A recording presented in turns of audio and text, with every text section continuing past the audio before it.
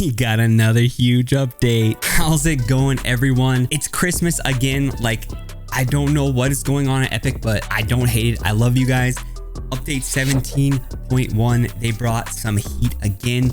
Every update we get, we're getting some insane new devices or settings they've added. And in this update, we got the ATK, we got the damage volume off grid. The fishing zones got a huge update. We got 250 channels now, like a game-changing setting they added to the teleport device. We got the new alien guns in BR only after a week in creative. What? And we also got some insane leaks on some new prefabs that are coming and some new devices. I will show you all those at the end of the video. Trust me, you're not going to want to miss this. Let's go. Hey, you guys, real quick, could you hit that like button? It really helps out the channel a lot. And as always in these videos, if you check the progress bar, I'll add chapters so you guys can skip to any part of the video if you want. All right, let's get into the update. All right, so the first thing we're going to cover is they added the ATK back in creative, and this time it's off grid. It's so cool. As you can see, it's kind of like the new vehicle spawners we've been getting recently with the vehicles, surfboards. I know a lot of people are excited that this is added back.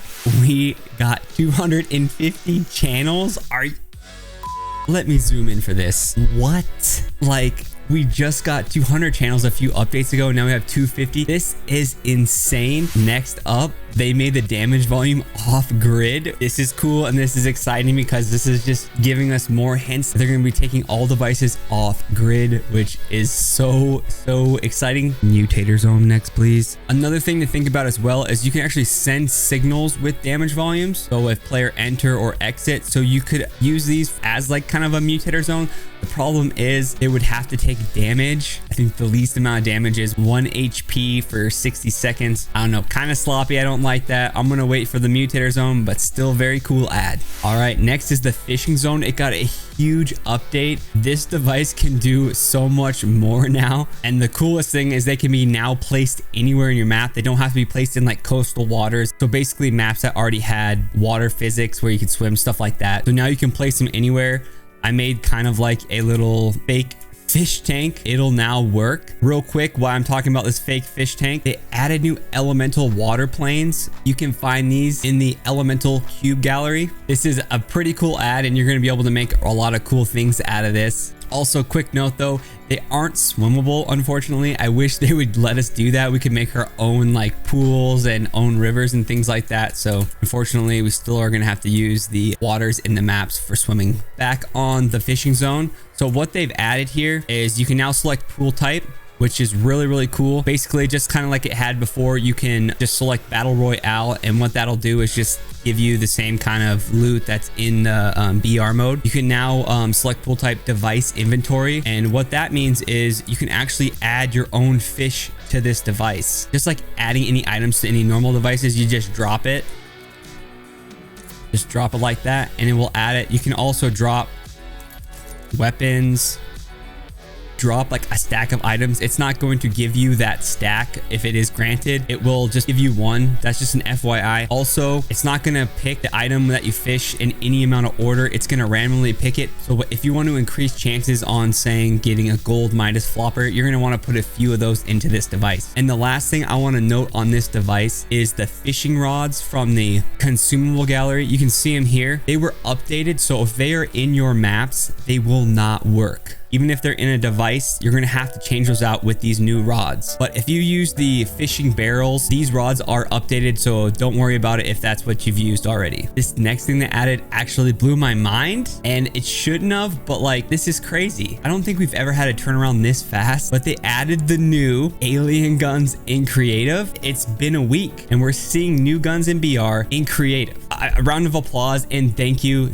so much, Fortnite. Seriously, thank you. They also added the purple and gold hunting rifle, which is really cool. The scoped AR and the rapid fire SMG is back as well. Also, something new I want to note they added, this is pretty cool. You can now filter by gun rarity, which is really cool, and this just is really going to make it a lot easier to find weapons. So that is kind of it for all the new things they've actually added. They've also updated some old devices with some much needed settings, including the teleporter. which is going to help so many maps. Let me show you all the changes. So the first thing is they increased the cap on all resources to 999,999, which is awesome. Not only does that include gold, but also all these other new resources we've recently got as well. So on the lock device, they've added hide interaction when locked. I think this will be used more for like those doors that you just want to remain locked. You don't want a little HUD to pop up, giving people the idea that they're unlockable. So kind of a nice quality of life improvement ad. Next device that they added new settings on was the Hud Controller, which we just got. And I'm pretty sure in my last video, I was like, this device is awesome, but it would be even better if we could enable disable it. And what do you know, you guys? We can now enable disable it. It's very cool. We can also enable it during certain phases, which is also nice. I haven't really tested this out yet. I know this device can cause a little lag in your map. The next setting I would really like to see added on this map though is team and class filtering. Only a certain team or class can have these HUDs. I really hope they add that next. So on the conditional button, they added a new reset delay option, which before it actually automatically had a little reset delay in it, so it couldn't be signaled very fast. Now it's going to be able to take multiple inputs at once, and I think this like completes this device almost perfect, right?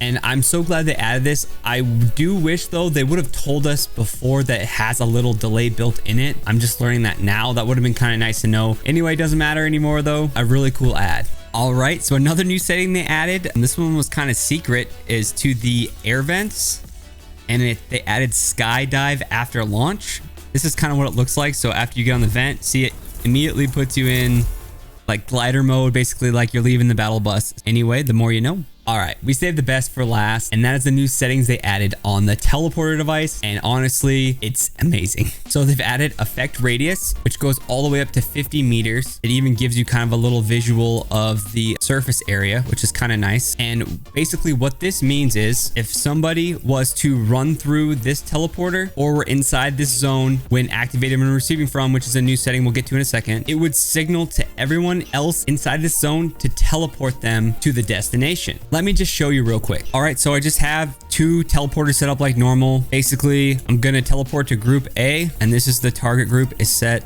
to group A. So if I run through this, it's gonna teleport me and anyone inside this radius. It'll teleport them to. This even works in just creative mode, which is kind of cool for testing. What's really cool is we can do all this from a channel. Gave us the option to activate it now. Before activating was running through it. Now you can signal it from anywhere. So let me show you that. So right now I used a class selector to kind of show you the actual zone radius so you can kind of have a visual aid. But this is currently set up for this area. As you can see, this character is outside of that area. When I press this, it should only teleport me. As you see, that's what it did. You can also see it didn't teleport me to the center of the teleporter. It teleported me exactly where I was in the map, but we'll get to that in a second. All right, now I move the character inside that radius. Now watch this. Boom, it teleports both of us, right? So it's just gonna teleport anyone inside that radius. So if you're using this, basically when you teleport, if anyone else is inside that radius that meets the filter requirements by either the team that you've set on this device or by class, it will bring them with you. And the last new setting they added to this was maintain relative position. This is very important, and I'll tell you why. So before, the teleporter would allow 2 people only to be teleported through it at once. Unless you turn collision off, then it would just grab everyone. And so if you turn this to no, it's going to be kind of like the same settings we had before. And I think if you're grabbing multiple people at once and you don't have this setting on, it potentially could only grab a few people. I don't honestly know if that's the case anymore though. Maybe that is fixed and maybe you can grab 10 people at once and they all will fit inside that area. I have to test that still. But now if you maintain relative position and you have 10 people, wherever they're standing in that radius zone is where they're all going to be teleported to and how they're going to be facing, how they're going to be oriented. So if you kind of look here, I'm kind of right in the middle of this square. When I press this button, I'm kind of exactly where I'm looking, right in the middle. So let's see what happens when I activate it all the way over here. You see, if you were to like multi-select me, copy me, I'm 1 for 1 exactly where I was. That's really cool, but you need to be mindful of that setting, because if you have it set up that way and when you teleport, because you could be teleporting like outside of the map or somewhere weird, I don't know. So just remember that setting. If you're teleporting all of a sudden in like a weird spot, not where exactly where you want, make sure you have this maintain relative position to no. And then when you interact with it, it basically is just going to be like old times.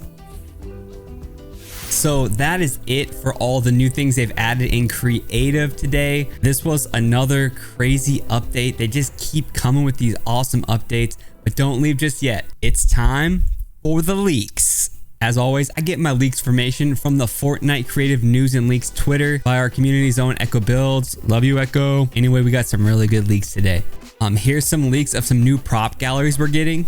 I cannot wait for this. They added Colossal, and I know this is a much requested gallery prefab. And look at the statues. Look at, oh man, we're gonna have a lot of fun with this stuff. So a new emo controller device just got leaked. Apparently this is gonna add or remove the abilities to use specific emotes in your island. So like uses for this, I'm wondering if you get like they do a collab with a big company or something to add like a special emote to a map, everyone will get the ability to use that emote. This is very exciting, but I don't know if this will ever make it to public. I guess time will tell. All right, now we also got some more leaks from iFireMonkey, and basically looks like there's going to be a new dance mannequin device, dancing mannequins with custom skins and emotes. I know we kind of saw a leak on a mannequin device in the past, and we actually have seen that device now in certain installments, but this one's going to be like a dancing, those mannequins don't move, but these ones are going to actually do emotes. I don't know if we'll actually ever get these, but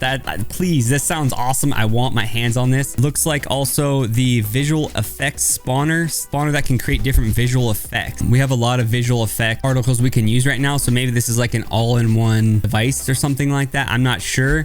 Again, sounds pretty cool and I want it.